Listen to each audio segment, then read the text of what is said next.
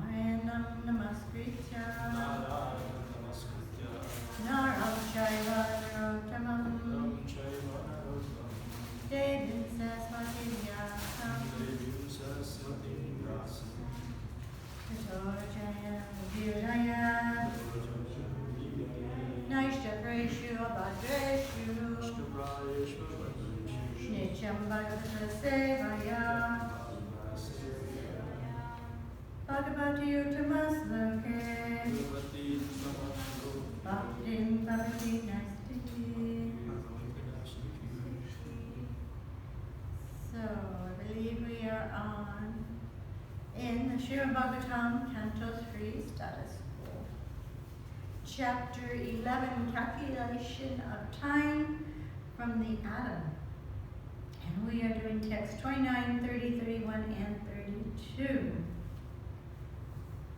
And before I start slaughtering this Srimad Bhagavatam class, I want to apologize in advance. And then also, I want to thank, I was very impressed with Adi's class and with Maharaj's class this week. They've done such a wonderful job. So again, forgive me for not living up to the standards. Tam Eva Api Dihiyante Tam Eva Api Dihiyante Loka Ur Adayas. Oh, where are the wrong verse?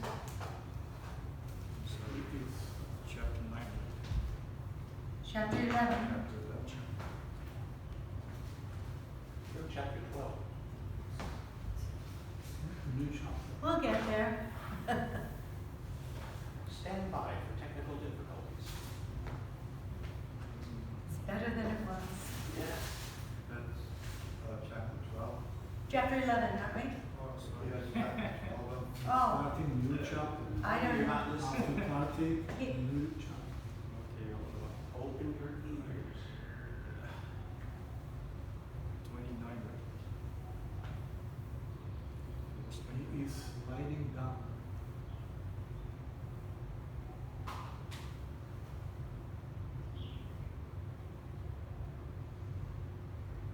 Are you on the same page? Ah, okay. We'll just Tom Evan Apidiante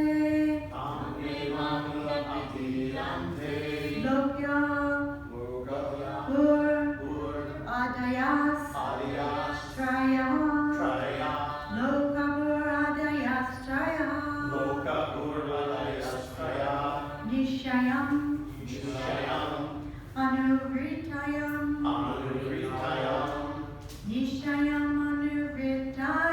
Nishayam Anuvritayam Nirmukta Shashi Bhaskaram Nirmukta Shashi Bhaskaram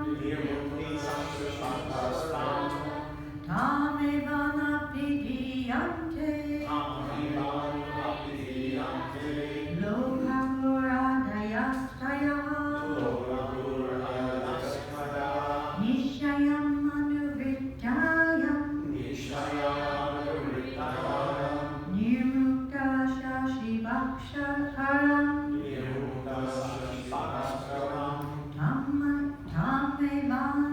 Tamevan Apidiyante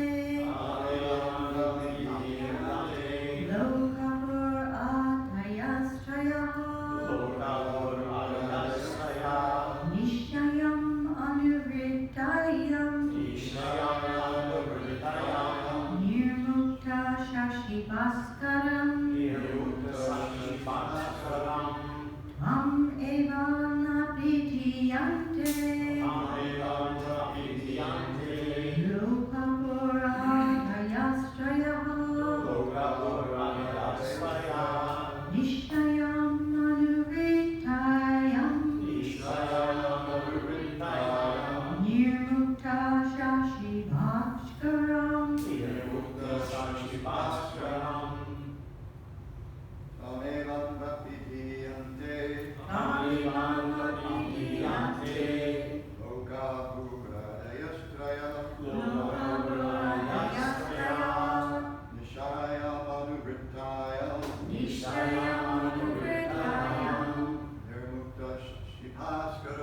Nirmuktasashibhastam.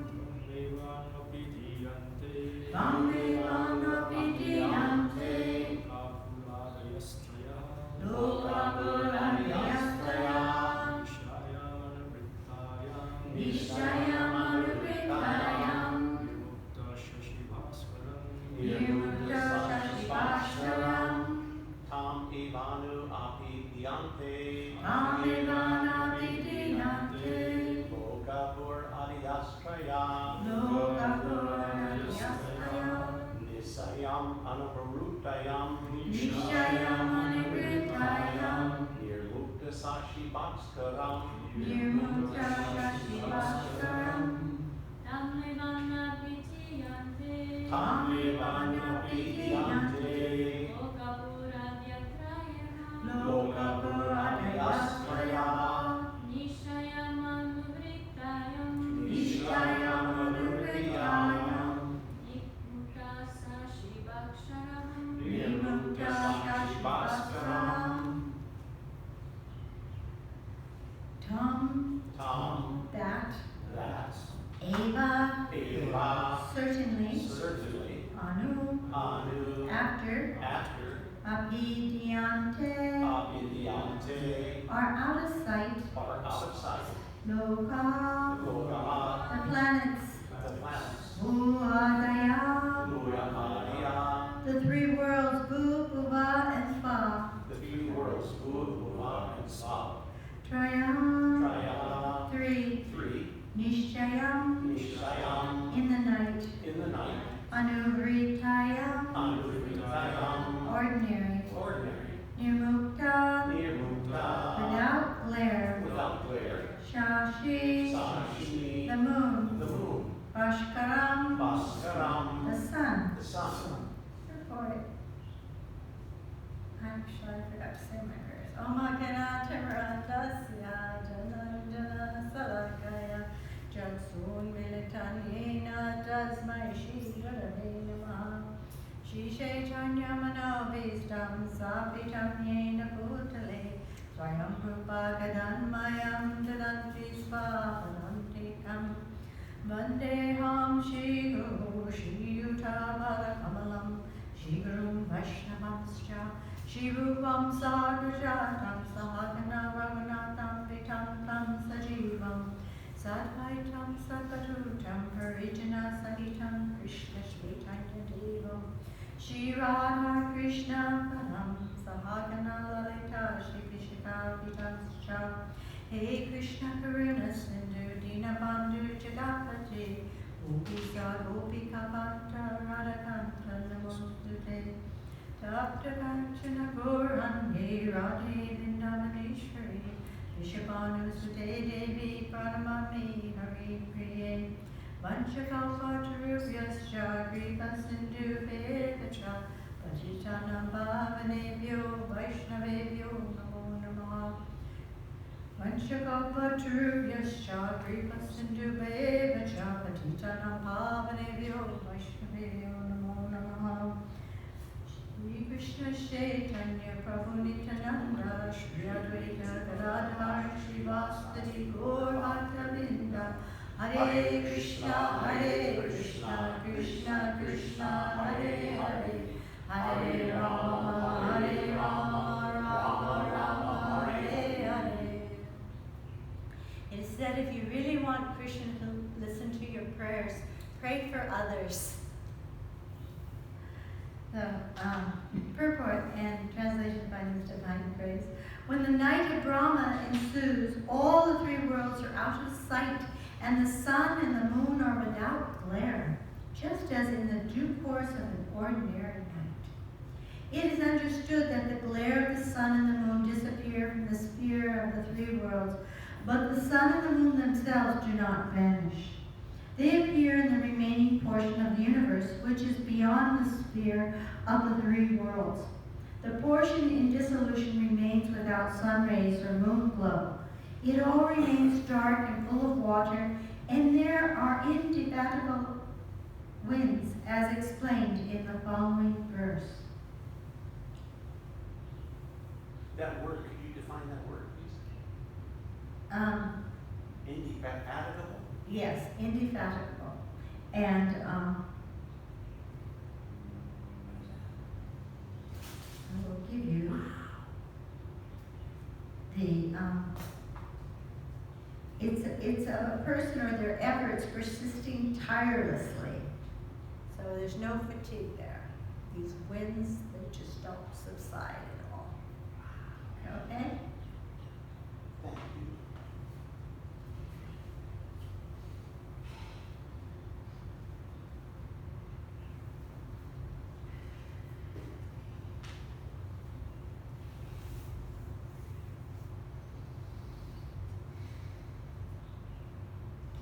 Okay, the next verse 30. Trilokandayamanayam Satya Sankar Sanarinam Yanti Ushman Namalopyas Janma Brit Adhayoditam. The devastation takes place due to the fire emanating from the mouth of Sankarshan, and thus great sages like Brigu and other inhabitants of Maraloka transport themselves to Janaloka, being distressed by the warmth of the blazing fire which rages throughout the three worlds below.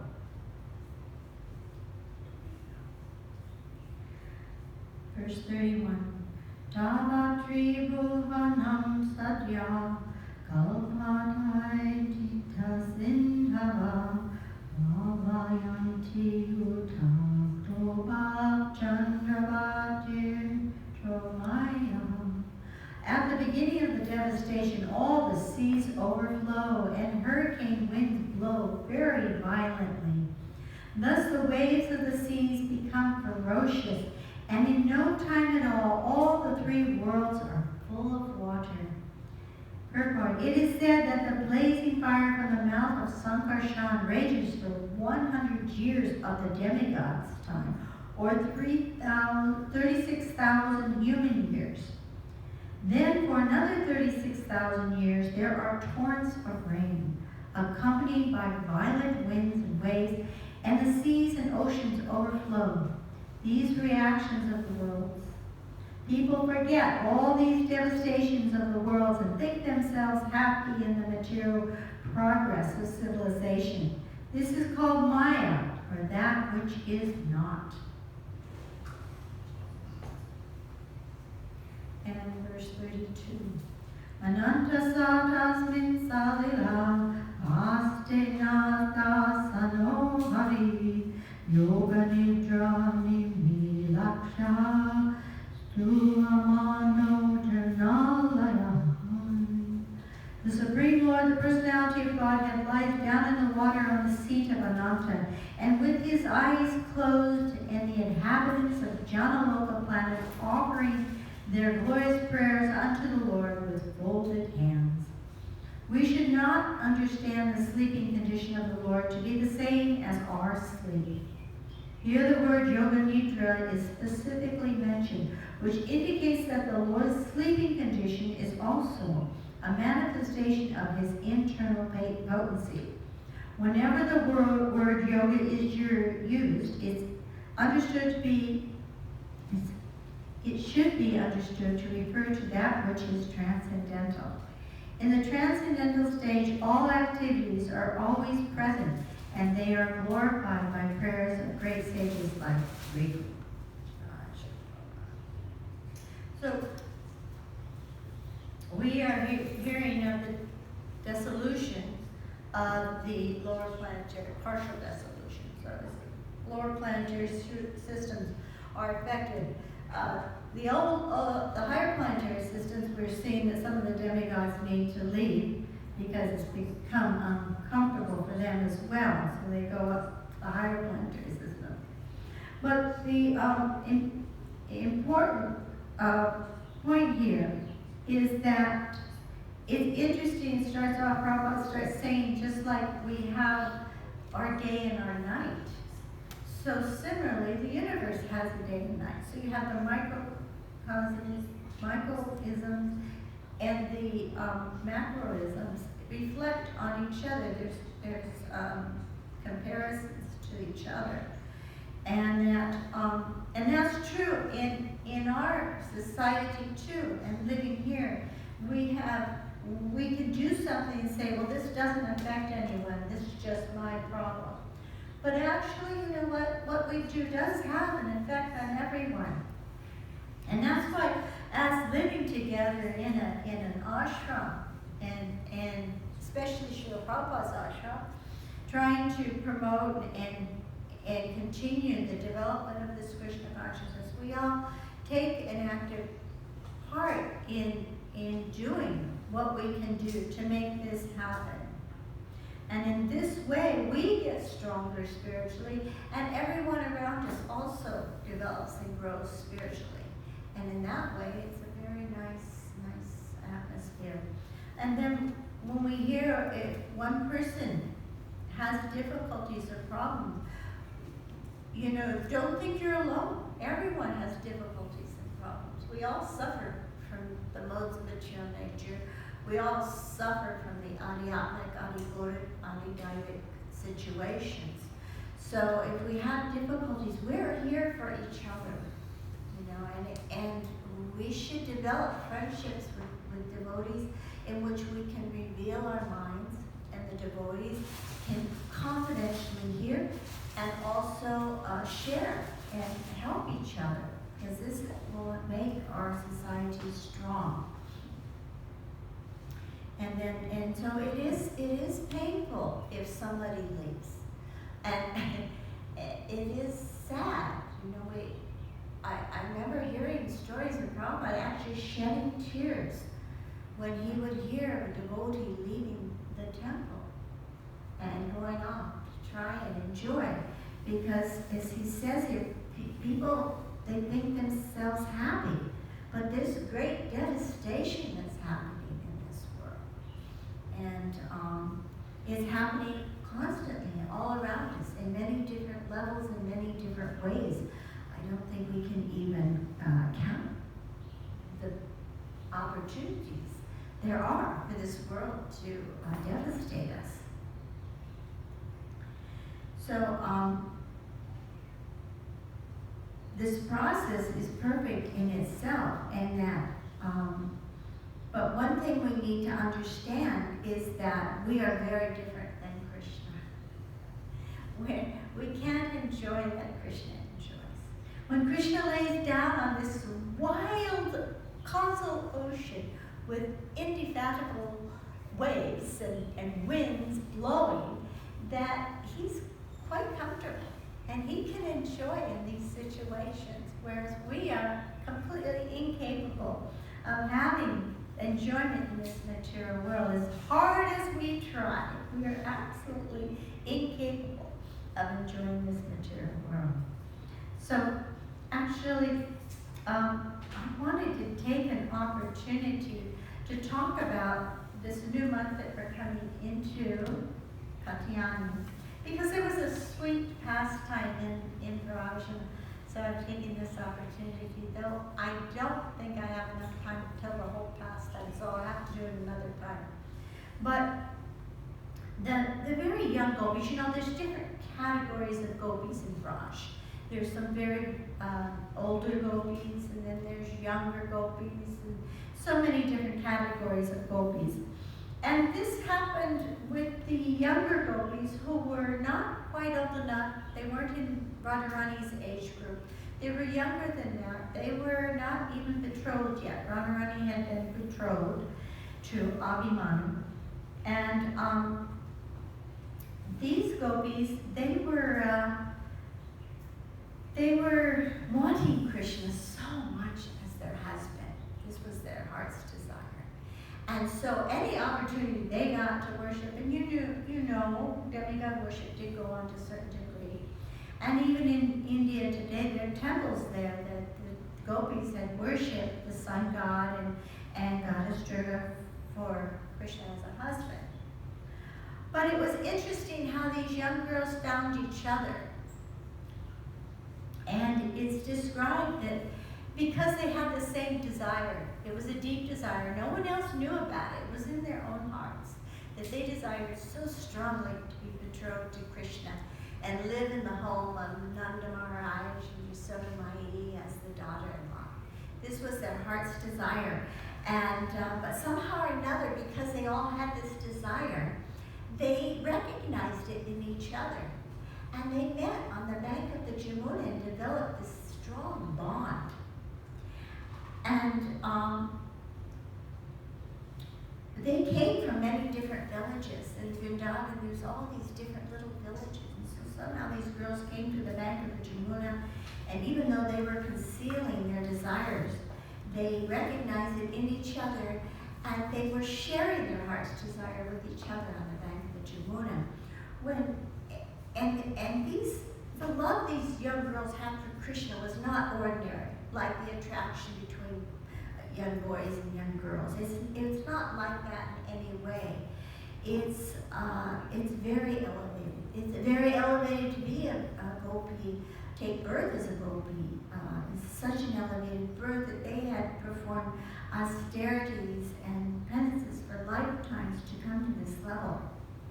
So Vrinda saw them.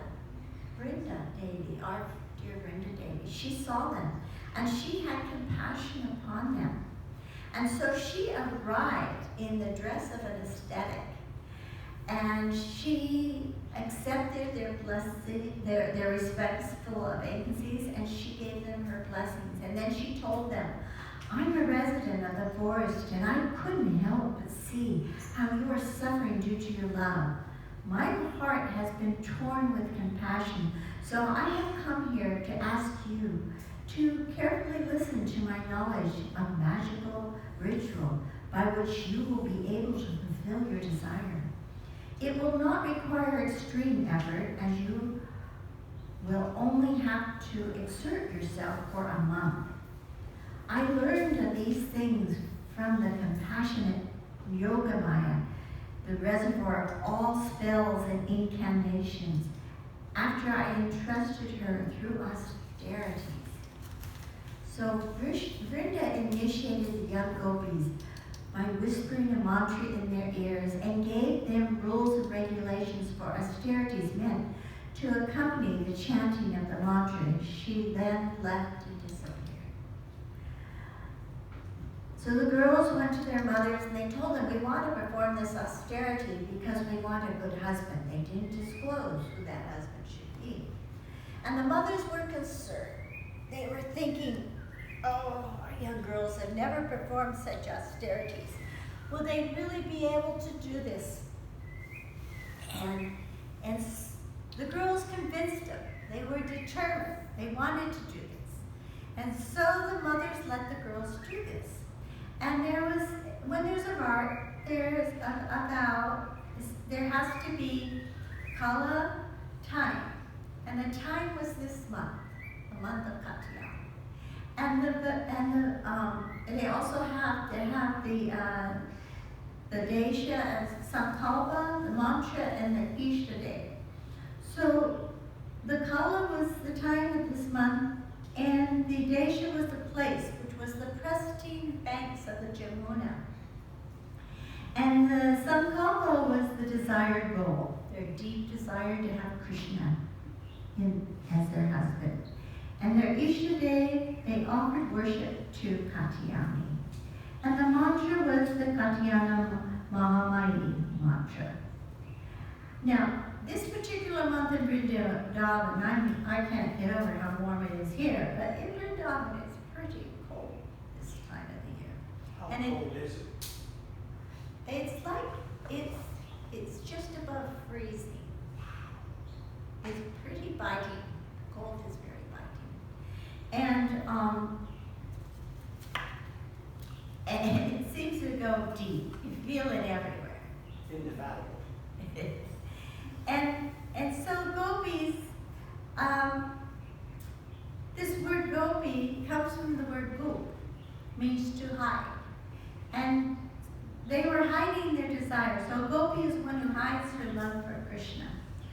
So the Bart required that they would only eat boiled rice with no spices and dal together. So it's like a khichdi, but with no spices, and that they would rise before sunrise every morning and go to the bank of the Jamuna. and bathe in the cold waters of the Jamuna. And then on the bank of the Jamuna, they would make a deity to the goddess Katyayani from sand and worship the deity properly. And the Vrajavasis, seeing the gopis do this austerity, they actually felt pity for them. And they could see the girls were getting thinner and a little pale, and they were feeling for them. And so they came, so they came from all parts of Raj, and when they would meet, they would hug each other and hold hands, and then sing songs about Krishna while they continued to go to the bank of the Jamuna. And because they were so effulgent from their austerities, it appeared like lightning. A garland of lightning was moving across the land. And the Jamuna, she could see their purity and she could see their desire. And so she welcomed them with her waves. And as soon as the gopis arrived, they threw off their wooden chaudars, and underneath they were revealing their white bathing garments. And so they would start to shiver and sigh, and due to the chilly morning air, the girls smiled and giggled at one another. Their lips turned blue, and they revealed their jasmine bud-like teeth. And then they would react further to the cold because they would start slapping their arms and contorting their legs in a humorous fashion. They offered their obeisances to the Jamuna before entering. And after they bathed, they gleefully ran back up to the bank of the Jamuna. After coming out of the water, their dripping from their garments fell onto the earth. It appeared that the garments were shedding tears of being tortured by the cold water. They chose a quiet, secluded place for their Katyayani puja. They discussed amongst themselves how to do it, and they decided to do it together. And they formed this deity out of sand. Deities can be formed out of different elements, paint, wood, stone, we see. And so they offered by Archman, Madhupaka, they offered saris, jewels, ornaments, camphor, musk, incense, ghee, sandalwood paste, fruits, betel nuts, milk, butter, bananas, coconuts. They offered mung dal, rock candy, cakes soaked in sugar water, and decorated the deity with garlands. They prayed, "Please accept all of these offerings, dear goddess Katyayani, and bestow upon me the remnants from the lotus mouth of the ever-youthful Krishna." And they chanted this mantra, Katyayani Mahamayani Mahayogi Adikshari Nandagopa Satam Devi Patin Me Kurute Namaha. O goddess Katyayani, O great potency of the Lord, O possessor of great mystic power and mighty controller of all, please make the son of Nanda Maharaj my husband. I offer my obeisances unto you. Now, Srila Vishwanath Chakravarti Thakur, he has commented that the gopis were actually worshipping Yoga Maya, not Mahamaya, because of the purity of their desire. And one can't attain anything through Maya of any value. Throughout the month, they kept their enthusiasm and even increased their level of worship. And finally, Katyayani spoke to them. She said, "O young girls, you are the topmost attraction for Krishna's conjugal love. You will attain all good fortune by worshiping Krishna. Your sincere prayers indicate your strong longing for Krishna. Your prayers make me glorious. Very soon you shall obtain Krishna's association according to your individual taste." The last day, they invited Srimati Radharani, the special object of their affection, to bathe with them. And the significance of this is that one cannot enter Vrindavan without the mercy of Radharani, as which I'm experiencing now. I can't get to Vrindavan because I don't have the right visa. And so apparently Radharani is not bestowing her mercy on me. So on the last last day, the gopis felt quivering. When a woman feels quivering in the left side of her body, her left eye, her arm, her legs, this is a sign of something auspicious to come. So they went after they finished their worship, and they do this. And this is kind of interesting. In Durga Puja, they do that a week. I think the week starting in Kartik. They put deities of Durga all over, and then afterwards they take her and put her into the sacred rivers. It's kind of a funny sight, to see them taking this deity they worship and then throwing her into the river. But the gopis, after they worshiped Katyayani, they brought her and put her into the Jamuna, and then they themselves disrobed and they went in to take their final bath. And Krishna, who knows everyone's heart, he chose 4 younger friends. And these were cowherd boys who were very much younger. Their names were Sudama, Vasudama, Sridham, and Kinkini. And these are said to be manifestations of his intelligence, ego, heart, and mind. And according to Srimad Vishwanath Chakravarti Thakur, they were only about 2 or 3 years old because they could not judge the difference between a boy or a girl. And because Krishna didn't want the gopis to be too embarrassed by the older boys being there. So the girls, their praying had reached its goal. They had no other desire. They had complete Uttama Adhikari. They were complete Uttama Bhakti. They had Anyam Dila Sunyam, no other desire but Krishna. And this shows the difference between Paramatma, who simply fulfills our desires, and Krishna is more assertive in dragging us to him. And so in this way, Krishna devised this plan while the gopis were bathing. He crept like a thief, snuck up, and he took all their clothes, threw them on his shoulder. He took off his ankle bells, he tied his hair up and put it in his turban. He tightened his dhoti and tied that up. And then he climbed up this very tall kadamba tree. And he went to the top of the tree and laid the garments out all over the tree. And the boys started laughing, the little boys, and Krishna said, "Shh, don't make any noise." And so he sat in the tree for a while, listening to the gopis talk about him. And then one gopi glanced around and noticed their clothes were gone. And he looked, she goes, "Where are our clothes?" And all the gopis started laughing, looking. And then Krishna started laughing very loudly, followed by his little friends. So there was quite a commotion coming from the kadamba tree. And the gopis recognized the sound of Krishna's voice. So they sunk deep into the water. It was up to their necks.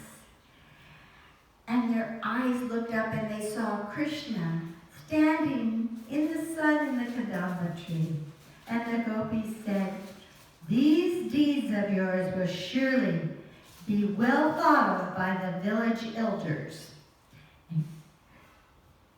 And so Krishna, who previously prompted his little friends what to say, the boy said, "We haven't got the slightest idea about what deeds should or should not be done. So we have come here to learn from you, and we certainly have been doing so." And the gopis were embarrassed by the boy's words and responded, "We see that you have learned your lessons well. Go and repeat them to the village, and that will surely enhance your guru's reputation." And the boys again repeated what Krishna told them to say.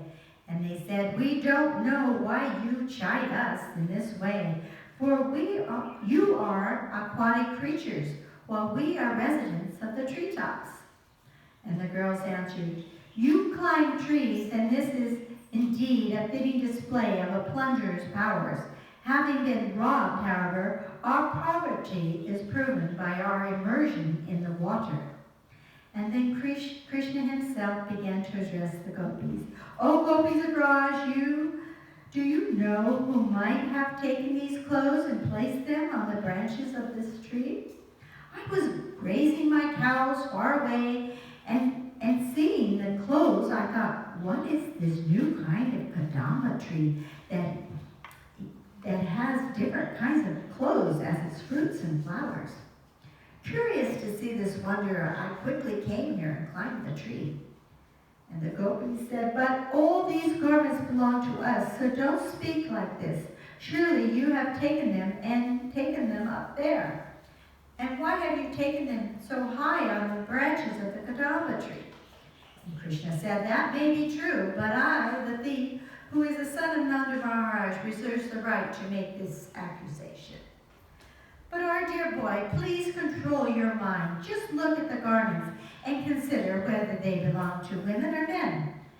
Krishna said, well, indeed, intelligent girls, it does seem that they are women's garments. But what does that mean? Are you the only women in the world? Aren't there others? And the gopi said, dear boy, there are indeed others, but what other ladies besides us young gopis are coming to this solitary place in the forest? And Krishna said, oh, my dear young travelers to a secluded place, why is it that you have no one else? Why is it that you and no one else are playing in this secret place? And the gopi said, oh, wise boy, we have come here for a different purpose, not to play. Rather, we have come here to worship Durga, the presiding deity of this tree. Oh, so you are just worshiping Durga? Yes, nothing else. Well then, foolish girls, you should know the goddess Durga is worshipped every night by demigoddesses who come here in their airplanes. The gopis, that's all right, let them do their worship. But why would these demigods leave their clothing to the goddess Durga when they go away? Krishna, come on now, girls. You do not understand the facts of the matter. They're coming back this very night to worship her again. They have left them here to put on after they've taken their bath. Gopis, but how, dear Krishna? You are the one who doesn't understand the facts. While taking bath, they have been put here to get day by us, who are going to perform worship. The garments have been placed on the highest branches of the tree by the presiding deity of the forest. Krishna, truly, if you each come at your leisure and pick out your own respective garments from all of these, and then taking a vow of confidence, each of you offers some payment as retribution to satisfy me, who have kept watch over your property, then I will give you your garments back. And the gopi said, we are not capable of coming there.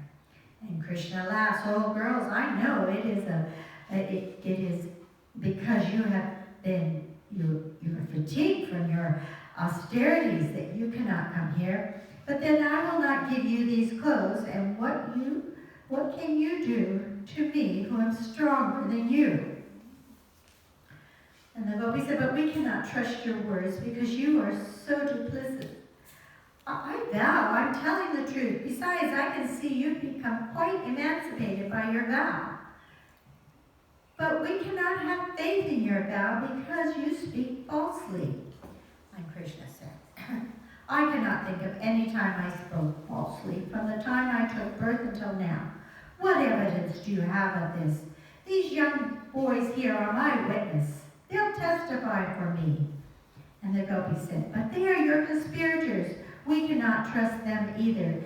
Just throw the garments to us. And Krishna said, there are so many garments. How can I possibly do that? They'll all get mixed up. You won't know whose is what. Someone may take someone else's. And the gopi says, such religious persons as us would never touch another person's property. Therefore, you should come forward and pick out your garments. And the gopi said, you may play some trick on us and we cannot trust you. And Krishna said, so maybe the least important person amongst yourselves come first. And see, I won't play any trick, and then the rest of you can come.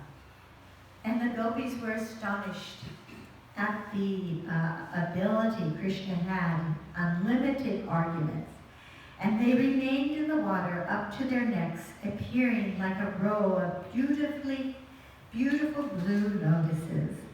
And so I'll stop here because it's getting kind of late. Antara Srimad Bhagavatam Ki Jai. Click that.